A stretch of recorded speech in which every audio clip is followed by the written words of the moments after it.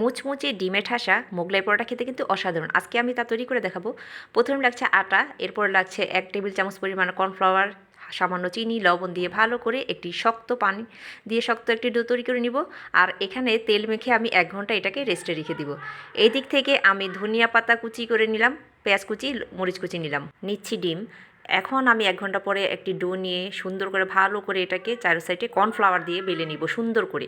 Cornflour দিয়ে বেললে সবচেয়ে সুন্দর হয়, উঠাতে সহজ হয়। তেল দিয়ে বেললে কিন্তু অনেকটা ঝামেলা পোহাইতে হয়। আর এই দিক থেকে দেখুন পেঁয়াজ কুচি, মরিচ কুচি ভালো করে লবণ দিয়ে মাখিয়ে আমি এটার উপর দিয়ে দিয়েছি। তার উপর দিয়ে দিলাম ডিম দিয়ে চটপটির মশলাটা উপর দিয়ে দিলাম ছড়িয়ে। এরপর সুন্দর করে ভাজ করে দেখুন কিভাবে আমি তেলের মধ্যে ছেড়ে দিলাম। ছাড়া মাত্রই দেখুন আমার এটা কি সুন্দর করে ফুলে উঠেছে। একে একে ঠিক এভাবেই আমরা এটাকে ভেজে নিব। আর এটাকে দিতে হবে একেবারে উত্তপ্ত না, মিডিয়াম সাইজের গরমের মধ্যে দিলেই হবে।